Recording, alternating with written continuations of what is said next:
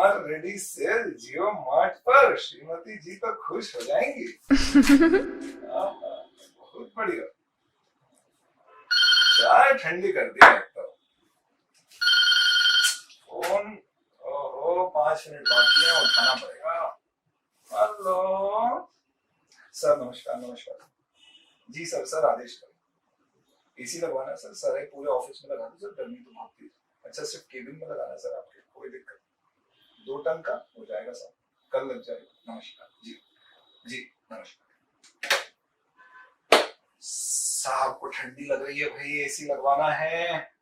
अरे योगी सुन। जी सर। क्यों यार, तेरा भाई काम करता था ना कोई एक दुकान में एसी की? हाँ सर, कूल हाउस में करता है ना। Cool house, cool house, cool house, नाम तो बहुत बढ़िया रखे हो। नंबर बोलिए तभी कूल हाउस का। 989828 989828 1234। 1233। हाँ जी कूल हाउस। हाँ जी, मैं भारत आंदोलन लिमिटेड से बोल रहा हूँ, मिश्रा जी। हमें 1-2 टन का एसी चाहिए। आपके यहाँ पर क्या नाम, नाम क्या लड़के? Sir Pushpa. Pushpa, cool house में फायर। कायरे साहब, मेरे को पकड़ने के अलावा और कोई काम नहीं क्या? क्या बात है, बहुत अच्छे। पुष्पा से बात करें। पुष्पा नमस्कार, मिश्रा बोल रहा हूँ भारत आंदोलन लिमिटेड से, तुम्हारे भाई की ऑफिस योगी। बेटा 1-2 टन का एसी लगवा देना कल तक। हाँ हाँ, वैसे वैसे सब करवा देंगे। Government of India enterprise pass by an act of parliament, Bharat Andolan limited. चिंता ना करो, एसी लगवा देना। कौन सा लगाओ? जीएल कंपनी का। कितने का है 2 टन का? 40,000। ना ना ना, 50 का बजट है, 40 का क्यों लगाएं? कैसी बात करते हो? अच्छा यो जनरल का है, यो कितने का है? 48,000। ये बिल्कुल ठीक रहेगा, ये लगवा दो। कोई ऑफर वॉफर है? अच्छा अच्छा, कोई नई कंपनी आई है? क्या ऑफर है? Assured Thailand trip, assured Thailand trip, assured Thailand trip. कितने लोगों की? एक? ये तो और भी बढ़िया। अच्छा पर ये मिलेगी किसे? कंपनी के नाम से आएगी क्या? नहीं, कोई भी इंडिविजुअल व्यक्ति के नाम से। बहुत बढ़िया बेटा, ये तो अच्छी लग रही है ऑफर। कंपनी तो अच्छी होगी, अगर तुम बेच रहे हो तो क्या बुराई होगी। यही करवा दो। हाँ हाँ, यही करा दो, डन है। हाँ व्हाट्सएप कर देते हैं। नाम टिकट किसके नाम से बुक करानी है, बस बिल में कहीं लिखना मत। अच्छा, और तुम्हें इसमें सेल में कोई कमीशन वगैरह मिलता हो तो रख लेना बेटा, योगी के भाई हो तुम, अपना ही आदमी है योगी। हाँ हाँ योगी। जी सर, जी सर। तुम रख लेना, बस ये टिकट करवा देना बेटा, और एसी कल लगवा देना। सेठ को गर्मी बहुत लग रही। बहुत बढ़िया बेटा, बहुत बहुत धन्यवाद। जीते रहो, खुश रहो। अच्छा चलो। अच्छा एक बात बताना, ये बैंकॉक थाईलैंड में ही आता है ना?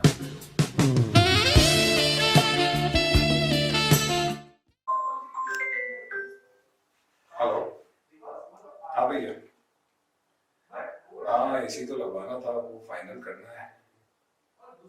मैं कर दूं? ठीक है, मैं चेक कर लेता हूँ। हाँ हाँ, नहीं नहीं, मैं जाके देख के आऊंगा ना, फोन पे नहीं समझ में आता है, ऐसे बहुत सारी चीजें रहती, सब पूछना पड़ेगा। मैं जाके देख के आ जाऊंगा। हाँ मैं करवा देता हूँ। ठीक है। हाँ नितिन भैया, कैसे हो? अरे एसी लेना था यार अपने। हाँ 2 टन का चाहिए यार, बताओ ना क्या। अच्छा ये 48 का, वो वाला, वो 50, वो महंगा क्यों है? कलर का? चलो छोड़ो, आप तो कलर छोड़ो यार। 48 जीएल का तो मैंने देखा 40,000 का आ रहा था। अरे कि क्या वारंटी 10 साल की? नहीं 10 साल क्या, मशीन की है या आउटडोर यूनिट इंडोर दोनों की?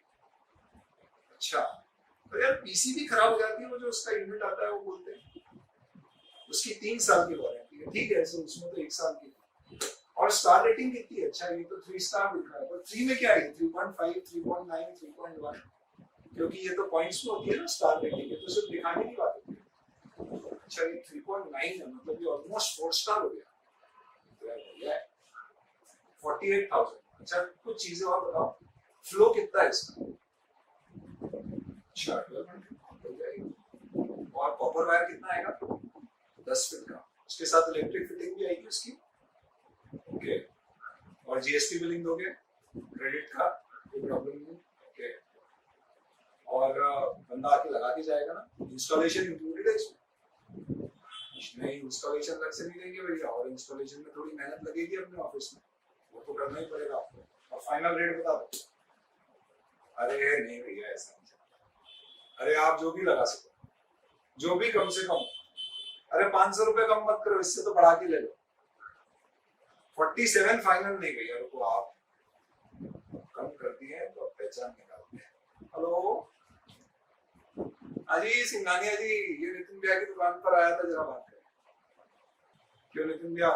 सिंघानिया जी अपने परिचित है अंकल है हमारे, आप लगाए उनके यहाँ 15 एसी, कम कर दो जो 45,500 फाइनल, देख लो 45 राउंड कर दो यार, कुछ नहीं होता है। चलो चलो ठीक है, 45 कर दो यार, 40/5, चलो कोई दिक्कत नहीं।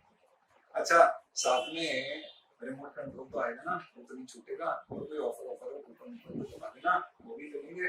अपने को तो छोड़ो यार, ऑफर नहीं चाहिए, प्राइस कम कर देना जो कम से कम, ठीक है, थैंक यू। तो जैसे कि आपने देखा कि एक सरकारी अफसर जब सरकारी दफ्तर में बैठ के सरकार का पैसा यानी जनता का पैसा खर्च करता है, तो हो सकता है वो उसमें उतनी ड्यू डिलिजेंस ना अप्लाई करे जितनी अगर वो खुद का पैसा खर्च करता तो लगाता। समर रेडी सेल जियो मार्ट पर, श्रीमती जी तो खुश हो जाएंगी। और इसलिए जरूरी है कि ऐसी एंटिटीज का जब ऑडिट किया जाए तो ऑडिटर खास तौर पे इस बात का ख्याल रखे कि whether the worth of money has been realised, whether there has been any wasteful avoidable infructuous expenditure which has been done, and this is why audit of public sector undertaking is a different ball game। आइए शुरू करते हैं। Audit of public sector undertaking में सबसे पहली बात, public sector undertaking में क्या क्या शामिल होता है। It would include 1 government companies like BSNL, MTNL, 2 government corporations like Life Insurance Corporation, General Insurance Corporation, and 3 it would also include departmental undertakings like Department of Railways or Department of Revenue, which will include your income tax। इन सभी का audit कौन करता है? There is one person who is appointed as auditor for all these entities, known as controller and auditor general of India. C&AG कौन है ये? Controller and auditor general of India is a post held by one particular person like the prime minister post, और ये बड़ा ही powerful व्यक्ति है दोस्तों, क्योंकि इसका अपॉइंटमेंट सीधे constitutional validity article 148 of the constitution के तहत होता है। एंड जैसे एक सुप्रीम कोर्ट के जज का अपॉइंटमेंट होता है, सिमिलर नेचर में इसका appointment by the president of India किया जाता है। आर्टिकल 149, जैसे ही हम इस तरह के व्यक्ति का अपॉइंटमेंट करेंगे तो उसके पावर्स एंड ड्यूटीज की बात करेंगे। सो 149 says that the constitution will define the powers of duties by making rules, and C&AG DPC, duties powers and condition of service rules 1971 prescribe the role of C&AG, which primarily includes 2 things, which is given under Article 150 and 151 respectively। 150 says C&AG will now give recommendations। कैसी recommendations? कैसे किस format में accounts prepare करने, तो ये advice देगा अलग अलग मिनिस्ट्रीज को, स्टेट और सेंट्रल लेवल पे, with respect to preparation of accounts of union and state। and 141 says that the audit report of C&AG shall be submitted। किसे दी जाएगी? क्या C&AG स्टेट वाइज और सेंटर वाइज अपॉइंट होता है? नहीं, this is one for the whole country. तो सारे सेंट्रल लेवल के पब्लिक सेक्टर अंडरटेकिंग्स की रिपोर्ट किसे दी जाएगी? प्रेसिडेंट को, और स्टेट लेवल की to the governor. It will be put up in the parliament in case of central level, and it will be put up in state legislature in case of state government। C&AG अपनी report यहां पे रखेगा, तो उसके कार्यकाल के दौरान क्या उसका कोई कम्युनिकेशन, क्या उसका कोई डिस्कशन, क्या सरकार की कोई दूसरी कमिटीज के साथ होगा? तो कमिटीज में C&AG play a very essential role. अब ये कमिटीज क्या होती हैं दोस्तों? कई सारी फाइनेंशियल कमिटीज होती हैं सरकार की, जिनका बेसिक उद्देश्य क्या होता है? सरकार के पैसे को कैसे लगाना है, एस्टिमेट्स करना, ताकि उसके बेसिस पे अगली बार बजट में किस पर्टिकुलर डिपार्टमेंट या मिनिस्ट्री को कितने फंड अलोकेट करना है, ऐसी कुछ बातें। तो the ministries actually submit their reports to this committee. C&AG also submits their report to this committee. तो आप इसको ऐसे समझिए कि कोर में आपकी कमिटीज है, फाइनेंशियल कमिटीज. इन कमिटीज के पास रिपोर्ट कौन दे रहा है? C&AG अपनी रिपोर्ट इनको देता है जो इनके काम के बेसिस बनते हैं. साथ ही साथ में जो भी आपकी मिनिस्ट्रीज है सेंट्रल स्टेट लेवल की, ये भी अपनी रिपोर्ट इन्हें देता है. और इन्हें जो ये रिपोर्ट दी जाती है, ये इस पर्टिकुलर रिपोर्ट को बेस बना के अपना काम करके अपनी रिपोर्ट प्रिपेयर करते हैं. और ये रिपोर्ट किसे दी जाती है? This is the report which is laid in front of the parliament और द स्टेट लेजिस्लेचर. अब जब आप पार्लियामेंट स्टेट लेजिस्लेचर को रिपोर्ट देते हो तो उसमें आपको ऑब्जर्वेशन के साथ रिकमेंडेशंस भी देना पड़ती है. C&AG आपको इन तीनों स्टेज में हेल्प करता है. C&AG की रिपोर्ट कमेटी की रिपोर्ट का बेस बनेगी. मिनिस्ट्री की रिपोर्ट में क्या लिखा है उसे समझने के लिए C&AG अपनी असिस्टेंस प्रोवाइड करता है. और आगे पार्लियामेंट को क्या रिकमेंडेशन देना है उसमें भी C&AG कमेटी को असिस्टेंस प्रोवाइड करता है. C&AG का अपॉइंटमेंट 6 साल और 65 years of age whichever is less तक के लिए किया जाता है. इसको रिमूव करना है तो दोनों हाउसेज ऑफ पार्लियामेंट के अप्रूवल के थ्रू इसका रिमूवल होगा, जैसे कि सुप्रीम कोर्ट के जज का होता है. इसकी सैलरी या इसकी कोई भी कॉम्पनसेटरी डिटेल्स चेंज करने के लिए भी वैसे ही प्रोविजंस लगेंगे जैसे सुप्रीम कोर्ट जज को रिमूव या उसकी कॉम्पनसेशन कम करने के लिए लगते हैं. Very powerful man. कौन कौन से ऑर्गेनाइजेशंस हैं जिनका C&AG ऑडिट करता है? तो अपन ने देखा था 3 तरह के ऑर्गेनाइजेशंस. एक गवर्नमेंट कंपनीज, एक गवर्नमेंट कॉरपोरेशंस और डिपार्टमेंटल अंडरटेकिंग्स. आप यूँ समझ लो गवर्नमेंट कंपनीज और गवर्नमेंट कॉरपोरेशंस, इन दोनों एंड डिपार्टमेंटल अंडरटेकिंग्स, इनका ऑडिट C&AG तो करेगा ही करेगा. साथ ही साथ में C&AG उन ऑटोनॉमस बॉडीज का भी ऑडिट करेगा जो ओन्ड या कंट्रोल्ड बाय यूनियन और स्टेट है. और साथ ही साथ में वो उन नॉन गवर्नमेंटल ऑर्गेनाइजेशंस NGO का भी ऑडिट करेगा जो कि substantially financed and funded by government है, which could include institutes like maybe let's say institutes like IIMs or IITs if they are substantially funded by the government, their audit may also come under C&AG. हालांकि ध्यान रखना दोस्तों, कई बार ऐसा भी हो सकता है कि कोई गवर्नमेंट कंपनी या एंटिटी हो जैसे कि बैंक, जिसके लॉ के अंतर्गत स्पेसिफिकली ऑडिट करने का पावर अदर देन C&AG किसी को दिया जाए. This is about the organizations what C&AG would audit. Government company का ऑडिट अगर C&AG करेगा तो CA क्या करेगा? तो दोस्तों गवर्नमेंट कंपनी के केस में C&AG हमेशा एक चार्टर्ड अकाउंटेंट को अपॉइंट करेगा for the purpose of conducting audit, as we have discussed under section 143 subsection 5, 6 and subsection 7 of the companies act. Very important subsections for the purpose of your exams. Government entities में क्योंकि public का पैसा लगा है तो कई बार normal audit से ज्यादा की जरूरत हो सकती है. ये दिल मांगे मोर कि यार हमें ये नहीं देखना है कि पैसे गलत जगह खर्च तो नहीं हुए, हमें ये भी देखना है कि पैसे खर्च होने से जो रिटर्न मिलना था वो मिला या नहीं. We want to get a performance और a comprehensive audit done.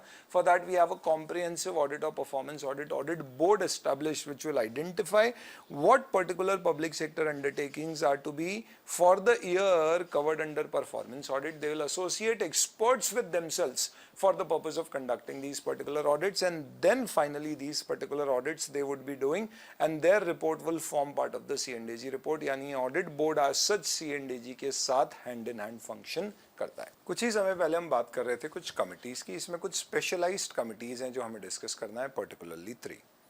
Let's first talk about PAC, public accounts committee. जब C&AG अपनी रिपोर्ट पार्लियामेंट में देता है तो दोस्तों किसको देता है? जाके वो पूछेगा क्या अरे रिपोर्ट ले लो? नहीं. C&AG would address the report to the president and give it to the public accounts committee, and that public accounts committee of parliament, which is basically headed by the opposition party leader, would then look at that report and decide the further course of actions. ये जो report होगी ये normally departmental undertakings को cover करेगी. Government companies और corporations के लिए जो रिपोर्ट होती है वो नॉर्मली कोपू को दी जाती है, कमिटी ऑन पब्लिक अंडरटेकिंग्स. और इन सब के साथ में एक एस्टिमेट्स कमेटी होती है जो पर्टिकुलरली असेस करती है कि हमारी कंपनी में क्या हमारी सरकार को एस्टिमेशंस बजट्स और दूसरे पर्पस के लिए जो बनाना पड़ते हैं उन पर्टिकुलर पर्पस के लिए रेलेवेंट इंफॉर्मेशन गैदर करके देती है. Let's first talk about PAC, Public Accounts Committee, PAC. ये पीएससी क्या करती है? पी फॉर पर्पस चेक करती है। जिस पर्पस के लिए, इसे सबसे पहले चेक करना है कि जिस पर्पस के लिए पैसा ले किया गया था उस पर्पस के लिए यूज हुआ है या नहीं। तो money has been disbursed legally for the purpose for which it was let. P A authorisation, ये चेक करती है कि पैसा जो ले किया गया है वो ऑथराइज था या नहीं। And see correctness of what, तो एनी अप्रोप्रिएशन और reappropriation of fund should be made right as per, correctly as per the purpose for which the funds were laid down। तो डिपार्टमेंट के केस में हम normally ये check करेंगे कि पैसे का सही यूज हुआ है या नहीं। Let's come to the other similar committee, COPU, committee on public undertakings. COPU government companies और डिपार्टमेंट की है, इसलिए इनके पास नॉर्मली क्या काम होगा, इनके अकाउंट्स चेक करना। तो ये 4 चीजें करती है।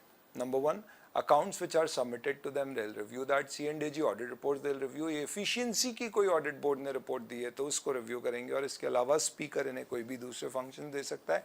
नॉर्मली पीएससी के सारे फंक्शंस इनके लिए भी एप्लीकेबल हो सकते हैं। And then we have the estimates committee. इसका वैसा नाम वैसा काम, ये एस्टिमेशन में मदद करती है। तो सबसे पहले ये चेक करेगी ए, जो भी एस्टिमेट्स हमने बनाए हैं उसमें क्या कहीं और एफिशिएंसी इंप्रूवमेंट की गुंजाइश है, क्या अल्टरनेट पॉलिसीज हम बना सकते हैं।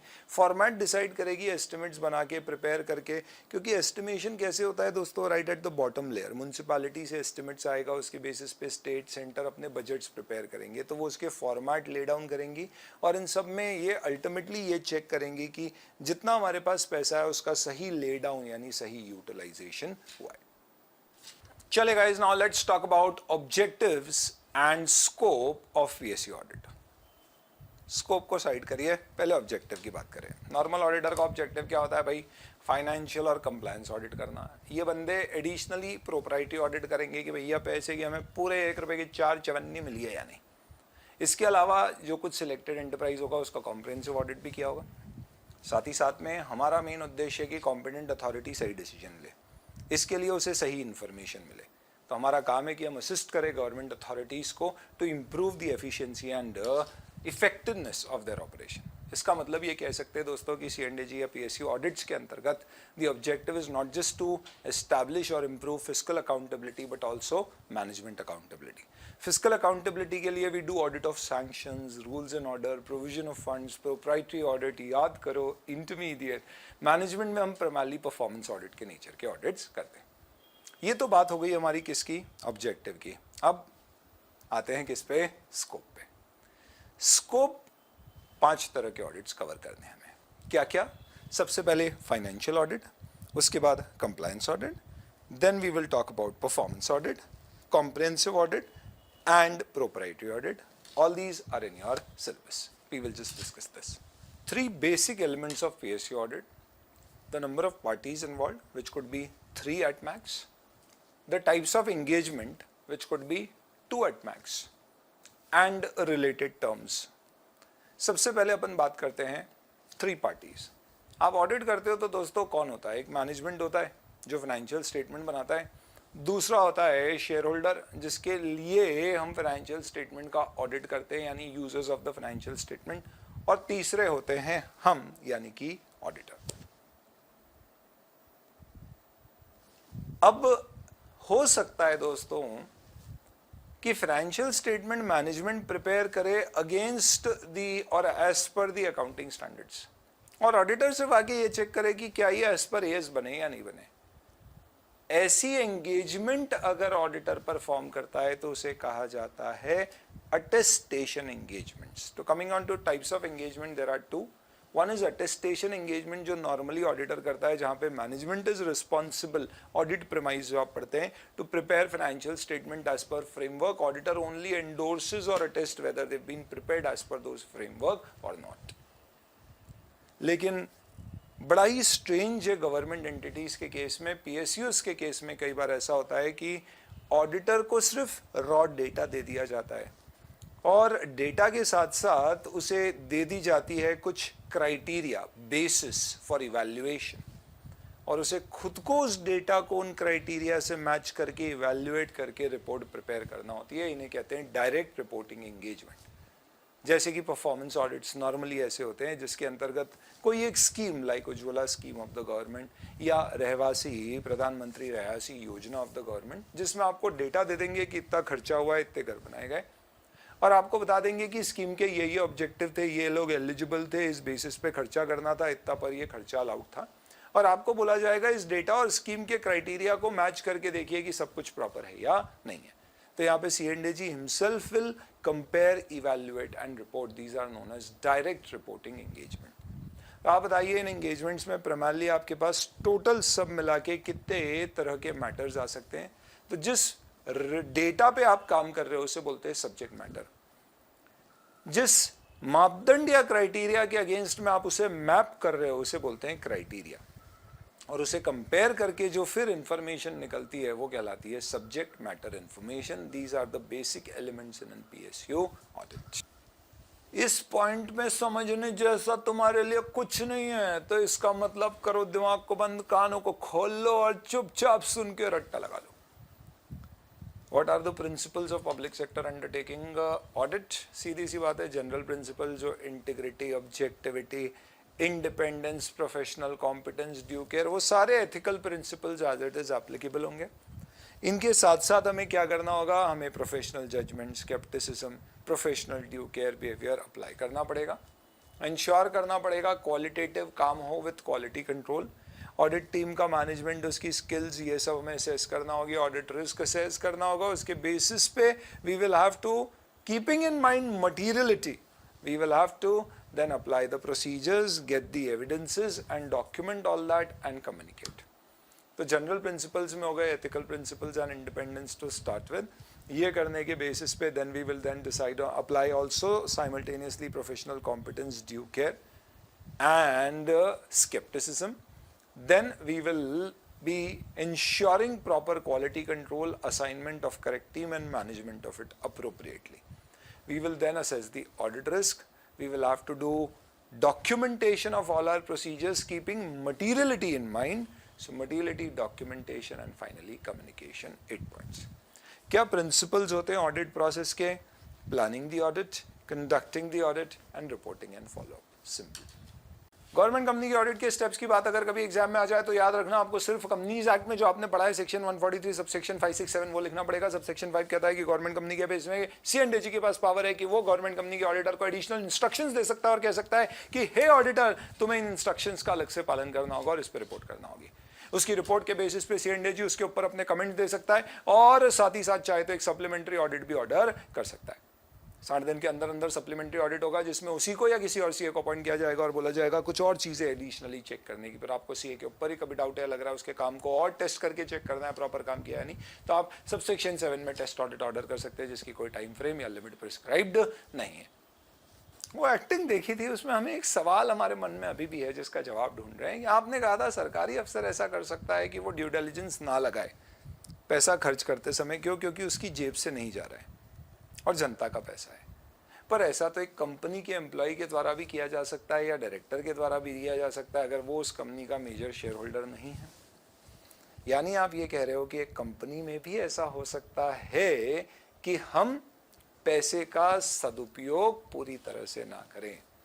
And that is why even in companies nowadays at least some proprietary elements of audit have been introduced.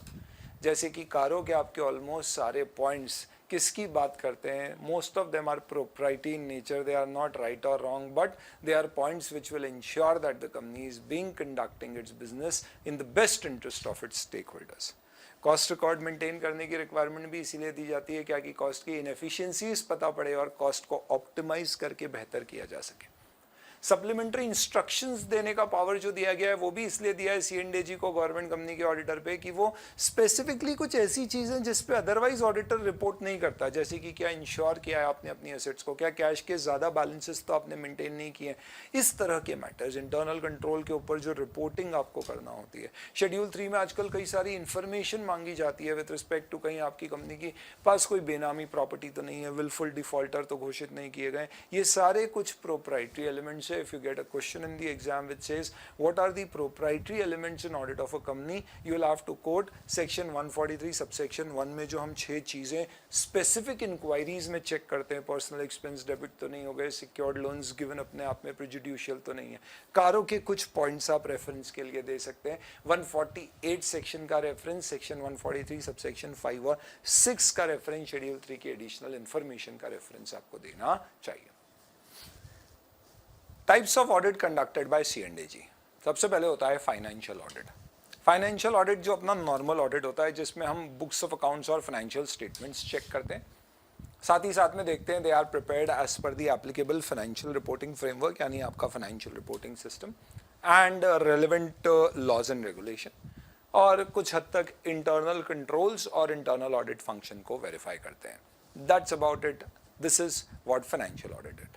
What is the objective of financial audit? It is primarily conducted to express an opinion on the financial statement and to enhance the confidence of users of the financial statements. Type 2, compliance audit. जैसे कि नाम compliance, ये कब लगता है?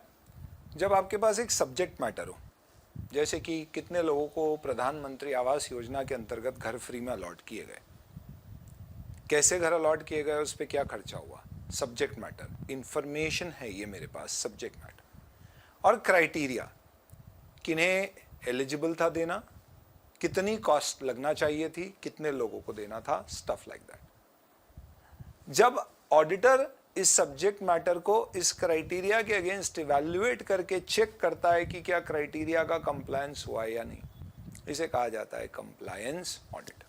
So compliance audit is concerned with regularity, whether the subject matter is as per the applicable laws and regulations and the agreements, and साथ साथ में propriety की जो खर्चा इसके अंतर्गत किया गया है, क्या उसमें पैसे का पूरा उपयोग सदुपयोग हुआ है या नहीं, यानी sound financial management principles and ethical principles have been complied। Normally क्या लगता है, ये ऑडिट अलग से होता होगा क्या? ये बीकॉम की पढ़ाई जैसे, आप चाहो तो अलग से कर लो, नॉर्मली लोग इसको सीए के साथ करते हैं, हो सकता है आपको आगे एमबीए करना है सिर्फ इसलिए आप कर रहे हो। That means compliance audit can be done independently as a part और अलोंग विद फाइनेंशियल ऑडिट और अलोंग विद परफॉर्मेंस ऑडिट। हमारा नेता कैसा हो, ऐसे वादे करने वाले जैसा हो, हमारा नेता कैसा हो, ऐसे वादे पूरे करने वाले नेता जैसा हो। नेताजी ने मुंबई कर्ज को वादा कर दिया कि मुंबई कर्ज अगर हम जीत गए और मेंबर ऑफ पार्लियामेंट चुने गए तो इंडियन रेलवेज की ट्रेन मुंबई शहर में चालू करा देंगे, जो मुंबई से विरार तक के हर छोटे से छोटे स्टेशन को कवर करेगी, और वो भी 10-10। अब आप बताइए दोस्तों, नेता लोग चुने जाते हैं और वो वादे कर देते हैं कि भैया हम आपके गांव शहर में जहां से आपको हमने आपको चुना है वहां पे आपके लिए हम ट्रेनें चालू करवा देंगे, और वो हो सकता है कि ट्रेन चालू भी करवा दें। मुंबई में तो उसका सदुपयोग हो जाएगा, पर ऐसा कई जगह हो सकता है कि वो ट्रेन चालू तो हो गई लेकिन it is running at a substantial loss. ऐसे केस में क्या ऑडिटर इस मैटर को पॉइंट आउट करेगा कि ये ट्रेन नहीं चलना चाहिए फिर भी चलाई जा रही है क्योंकि इस रूट पे ज़रूरत से ज़्यादा ट्रेनें हैं, डिमांड से ज़्यादा सप्लाई है? ऑडिटर इस तरह के मैटर्स थोड़ी ना इवैल्यूएट करता है। हम मैनेजमेंट ऑडिटर नहीं, हम तो फाइनेंशियल या कंप्लायंस ऑडिटर है। तो फिर जनता के पैसे का सही उपयोग हुआ या नहीं, ये कौन ख्याल रखेगा? तो सर वो तो प्रोप्राइटरी ऑडिट में होता है। प्रोप्राइटरी ऑडिट में हम देखते हैं खर्चा ज्यादा तो नहीं हुआ, यहाँ खर्चा जितना दूसरी गाड़ियों में हो रहा है उतना ही हो रहा है, लेकिन यहाँ पे हमारी गाड़ियों का परफॉर्मेंस जो आना चाहिए वही नहीं आ रहा है क्योंकि वहां पे इतनी डिमांड ही नहीं है। This is something more than proprietary audit and this is something which is known as, क्या बोलते हैं दोस्तों इसे? Performance audit. परफॉर्मेंस ऑडिट का मतलब होता है कि आप इकोनॉमी, एफिशिएंसी, इफेक्टिवनेस, इन तीन मापदंड पर चेक करते हैं कि क्या परफॉर्मेंस हमारे पब्लिक सेक्टर एंटरप्राइज का अप्रोप्रिएट आ रहा है या नहीं। तो कैसे डिफाइन करेंगे हम परफॉर्मेंस ऑडिट को? Performance audit is an objective and systematic examination of evidences. Evidences किसके और क्यों? With a view to do an independent assessment तो it is examination of evidences with a view to do an independent assessment of performance of what? Of a government organization or a government program or any activity or function of the government. Why? In order to improve public accountability. क्यों करते हैं? ताकि public की accountability improve हो. And to facilitate decision making amongst the competent authority and to also, if required, initiate corrective actions.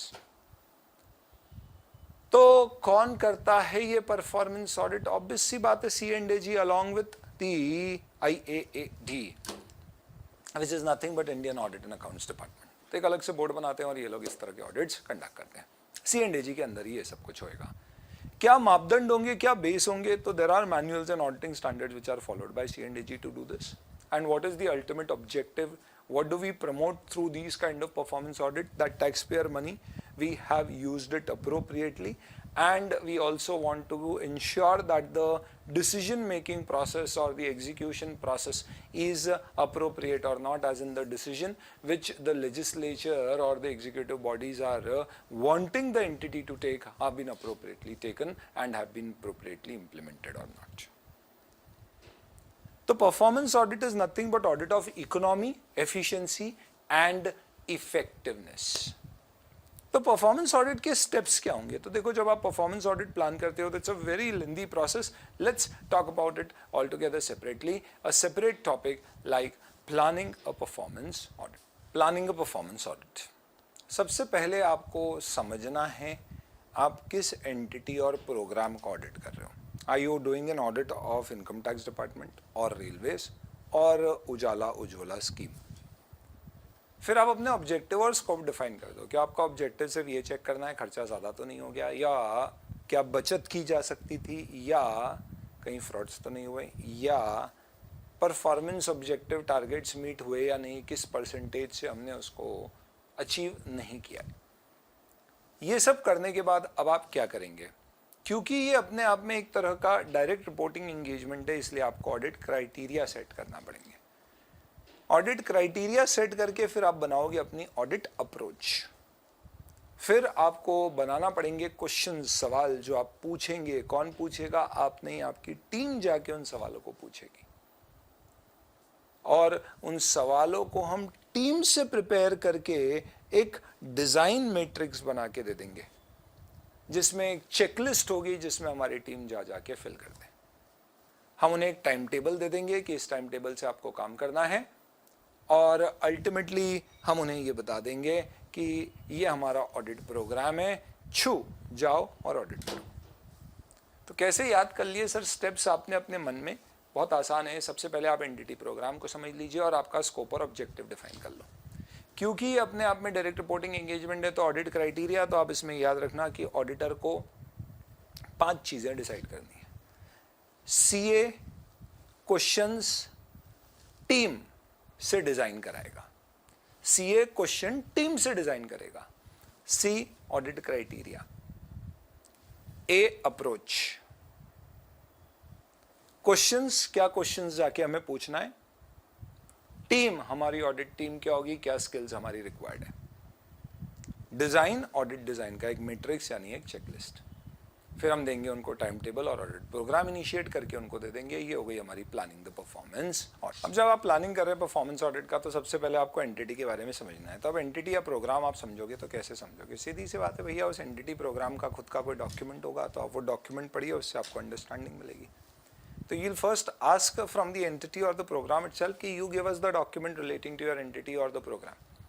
उसकी कुछ policies होंगी, अपन उसके पॉलिसी डॉक्यूमेंट्स को पढ़ेंगे. और अगर पहले कभी ऑडिट हुआ है तो ऑडिट तो शुरू हमेशा पास्ट ऑडिट रिपोर्ट से ही होना चाहिए दोस्तों. पास्ट ऑडिट देखेंगे. ये 3 चीजें हमारे लिए सोर्स हो गई. बहुत सिंपल सी बात है.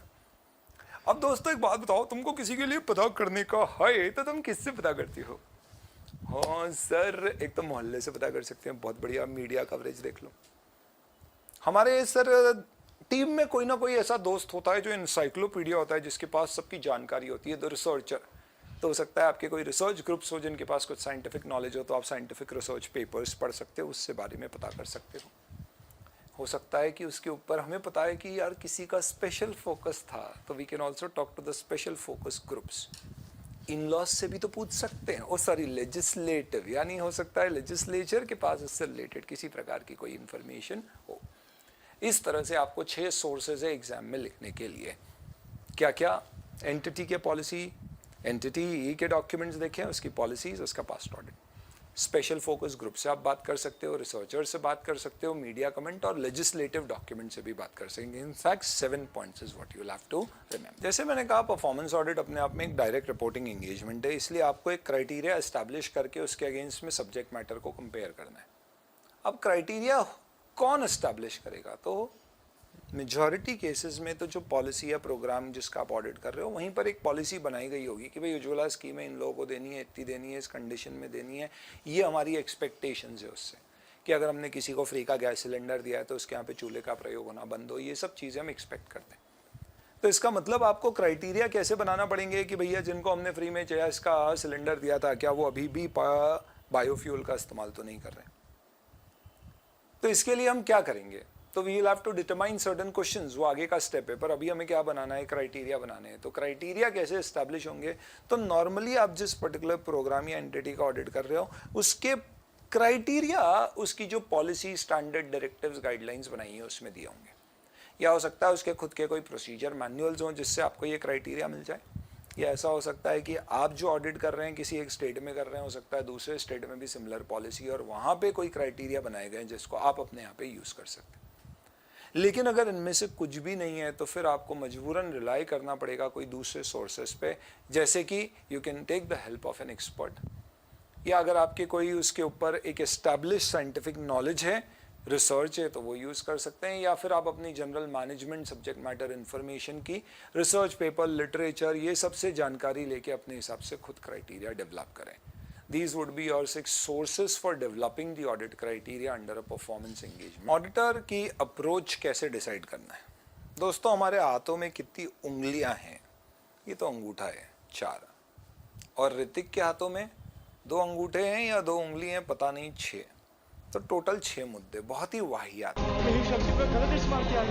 सॉरी, 4 मुद्दे। एनालिसिस, किसका एनालिसिस करना है? तो हमारा अप्रोच हो सकता है कि हम प्रोसीजर्स एनालाइज कर लें, हमारी अप्रोच हो सकती है कि हम डेटा को एनालाइज कर लें, हो सकता है कि हम रिजल्ट्स को एनालाइज कर लें इंस्टेड ऑफ द डेटा जो नेट आउटकम है, या हम क्वांटिटेटिव एनालिसिस कर लें।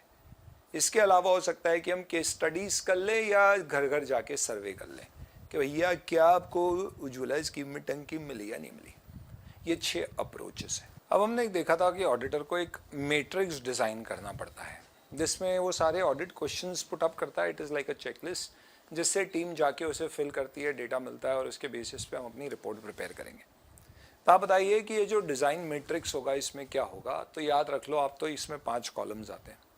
सबसे पहला कॉलम है ओ बोलेगा ऑडिटर, ओ बोलेगा ऑडिटर, मैं झुकेगा नहीं। तो सबसे पहले ओ।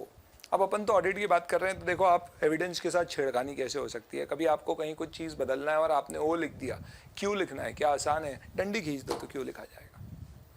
सी लिखना है तो थोड़ी सी डंडी हटा दो तो सी आ जाएगा। तो इसका मतलब ओ क्यू सी, ऐसे आप एविडेंस के साथ छेड़छाड़ कर सकते हो। आपको देखना है इनमें से कौन सा मेथड आपने यूज़ किया है। खत्म। Audit design matrix has 5 points. सबसे पहला पॉइंट ऑडिट ऑब्जेक्टिव, दूसरा पॉइंट ऑडिट क्वेश्चंस, तीसरा पॉइंट इज ऑडिट क्राइटेरिया, सी, ओ से थोड़ी सी डंडी हटा दी। चौथा point is evidence, and finally the data collection method. Performance audit में ऑडिटर 3 E's चेक करता है। Economy, which means the desired output of the desired quality is achieved at a lowest cost within the right time frame. Economy. Second, efficiency, कम समय में ज़्यादा। क्या ये revision video आपके लिए एफिशिएंट है? कमेंट बॉक्स में बताएं। इनपुट आउटपुट रेशियो मैक्सिमाइज करना।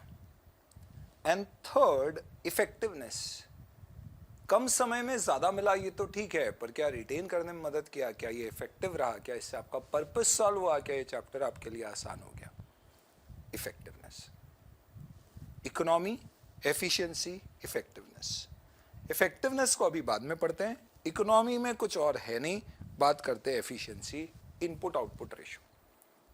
एक बिजनेस शुरू करना है तो हम सबसे पहले लेकर आए थोड़ा सा सामान, यानी रिसोर्सेस का प्रोक्योरमेंट अपने आप में प्रॉपर होगा, ये पहला ऑब्जेक्टिव है एफिशिएंट ऑपरेशंस का, सही रिसोर्स एक्वायर करना।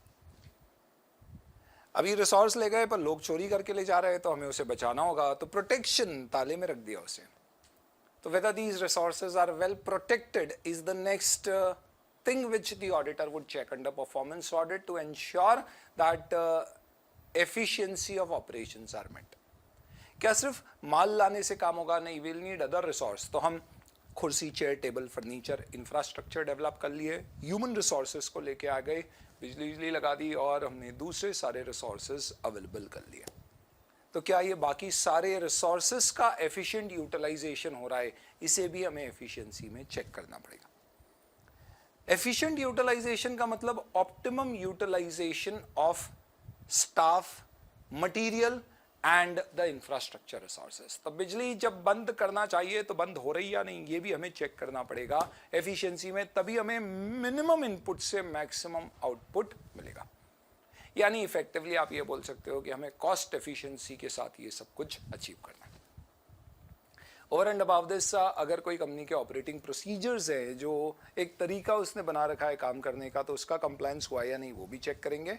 एंड साथ ही साथ में हम ये भी चेक करेंगे कि क्या ओवरऑल मैनेजमेंट हमारी एंटिटी का एफिशिएंट है या नहीं है, in terms of the resources, whether they are well managed, regulated, organised and used and controlled. ये आपके सारे पॉइंट्स है जो आपको लिखना है परफॉर्मेंस ऑडिट में एफिशिएंसी आप कैसे चेक करें। अब परफॉर्मेंस ऑडिट पे आते हैं दोस्तों, इफेक्टिवनेस पे। There are these 10 points which are there in effectiveness.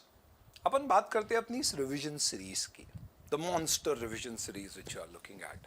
आप बताइए दोस्तों, इस रिवीजन सीरीज में जहां हम सारे सेंसेस को यूज करा रहे हैं आपके, ताकि आप चीजों को बेहतर रिवाइज करके, रिटेन करके याद रख सके, इसमें मुझे चेक करना है कि यार इस रिवीजन सीरीज की इफेक्टिवनेस कैसी है।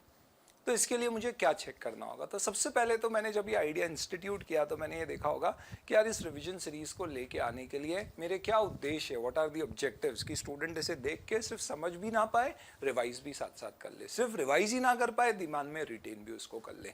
तो फर्स्ट एंड फॉरमोस्ट ये करने के लिए मुझे कुछ रिसोर्सेज अरेंज करना पड़े होंगे to give this particular type of an effect, whether we have those kind of resources. तो फर्स्ट इफेक्टिवनेस तभी आती है दोस्तों, पॉइंट नंबर 1 इफेक्टिवनेस का तब आएगा when you are able to ensure and match your objectives with the available resources.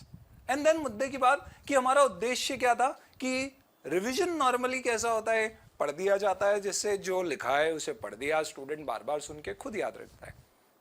तो क्यों ना उसमें रिटेंशन ऐड कर दिया जाए through using those tricks and techniques. But इसमें समझाने वाली बात नहीं होती है, तो क्यों ना उसे भी मर्ज कर दिया जाए। तो ये कॉम्बिनेशन अगर बनाया जाए तो क्या ये बेहतर होगा? इस सोच के साथ अगर ये प्रोग्राम आया तो हमारा अल्टीमेटली प्रोग्राम कब इफेक्टिव माना जाएगा? जब उसके डिजायर्ड रिजल्ट्स मीट आउट हो गए। The second point is whether the desired results have been met. देन हम क्या चेक करेंगे कि यार ये वीडियो देखने के बाद अगर आपको चैप्टर बहुत अच्छे से समझ में आ गया, याद भी हो गया और आप एग्जाम में लिख भी पाएंगे, तो इसका कारण क्या ये रिवीजन वीडियो है या आपके रेगुलर फास्टर बैचेस में ही आपकी तैयारी इतनी बढ़िया हुई थी कि आप उससे ही समझ चुके थे? अगर ऐसा है तो फिर इस पर्टिकुलर रिवीजन वीडियो का इफेक्टिवनेस नहीं है। That is third number point. Fourth, हम ये देखेंगे कि इस पूरे प्रोग्राम में ऐसी क्या चीजें हैं which is inhibiting your satisfactory performance. Like may be ये रिवीजन वीडियोस थोड़े समय पहले आ जाना चाहिए थे, या मे बी इसका ड्यूरेशन थोड़ा और ज्यादा या थोड़ा और कम होना चाहिए था, या मे बी इसमें और भी टॉपिक्स कवर होना चाहिए थे। तो क्या मुद्दे हैं जो इसके सैटिस्फैक्टरी परफॉर्मेंस को इनहिबिट करते हैं? ये भी परफॉर्मेंस ऑडिटर में ऑडिटर चेक करता है। Point number 4। And the fifth point is, कहीं ये रिवीजन वीडियो हमारे ऑलरेडी एग्जिस्टिंग रिवीजन वीडियो को डुप्लीकेट या ओवरलैप तो नहीं कर रहे? अगर ऑलरेडी वो हैं तो इसकी क्या जरूरत है? We have audit power, then what is the need for it? Definitely शायद देख के लग रहा है कि इसके अपने कुछ अलग फायदे हैं। That means it is proving it's effectiveness. इसमें हम ये भी देख सकते हैं कि क्या ये पर्टिकुलर प्रोग्राम ओवरऑल सारे टॉपिक्स के लिए इफेक्टिव है या कुछ टॉपिक्स के लिए इफेक्टिव रहा। तो इसका मतलब we can do an assessment of the effectiveness of the individual topics और the parts of the programme.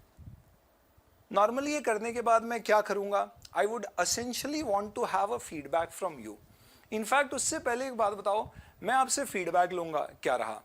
उससे पहले मैंने एक बात बताओ, क्या मैंने भी सोचा होगा कि यार ये इस तरह का रिवीजन देने की बजाय और क्या ऑल्टरनेटिव तरीके हो सकता था, थोड़े से टाइम कॉस्ट इफेक्टिव होते, बट क्या वो डिजायर्ड अचीव कर पाते तो फिर मैंने ये क्यों किया, वो क्यों नहीं किया। ये सब सोचने के बाद भी मैंने ये डिसाइड किया, am I able to justify the effort put in. तो इसका मतलब क्या हुआ, क्या management alternative ways of performing the engagement in more efficient and effective matter is evaluating and whether there are such ways. ये भी performance auditor assess करता है। फिर मैंने आपसे फीडबैक लिया, आपके जो रिस्पॉन्सेज आए उसको मैं मॉनिटर करूंगा, कंट्रोल करूंगा, और उसी के साथ साथ फिर अगली बार ये जो प्रोग्राम लेकर आएंगे उसमें उनको क्या करेंगे, इनकॉर्पोरेट करेंगे। So these are your additional 2 points, the point number 8 and 9, which you can say that taking reviews and based on that management responding to those views and then accordingly making the program more effective in times to come. इस पूरे process में मुझे ध्यान रखना है कि कहीं भी कोई लॉज एंड रेगुलेशन का नॉन कंप्लायंस ना हो जाए, कोई कॉपीराइट इशू वगैरह ऐसी चीज़ें ना आ जाए। ये पूरा स्टफ बन के आपकी effectiveness of any public sector undertaking audit programme is something which you will have to assess.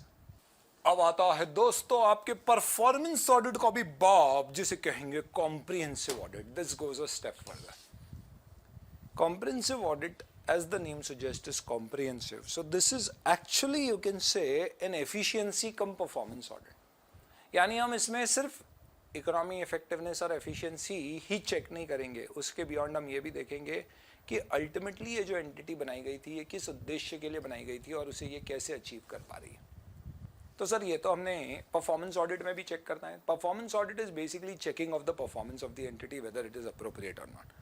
This is also seeing how the performance can be further enhanced, improved and comparing it with the other standards और other entities and then accordingly reporting और suggesting ways of improvement.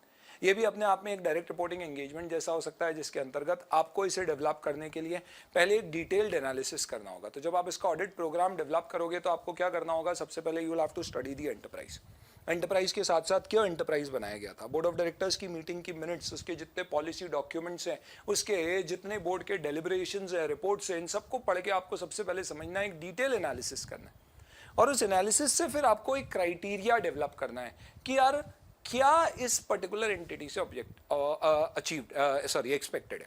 तो if you are talking about NTPC, तो NTPC का अगर मैं performance audit कर रहा हूँ तो मैं इकोनॉमी, एफिशिएंसी, इफेक्टिवनेस चेक करूंगा। पर कॉम्प्रिहेंसिव ऑडिट कर रहा हूँ तो मैं सोचूंगा कि यार एनटीपीसी क्या सोच के बनाया गया था, प्राइवेट सेक्टर को क्यों नहीं दिया, इसका क्या उद्देश्य था, क्या डेलिब्रेट किया था, सरकार की क्या सोच थी, इससे क्या एक्सपेक्टेशंस थी। ऐसा एक डिटेल एनालिसिस करके फिर मैं क्राइटेरिया बनाऊंगा कि यार इसके बेसिस पे this is what is expected, कि भैया हम ये इंश्योर करें कि कोल नॉन रिजनरेटिव रिसोर्स है तो ये इसका बेहतर यूटिलाइजेशन कर रहा है, ये नए व्यूज तरीके ढूंढ रहा है जिससे कि हम कोल की खपत को कम कर सके या उसका एफिशिएंसी, उसका आउटपुट, उसका प्रोडक्शन, उसका मैनेजमेंट इंप्रूव कर सके।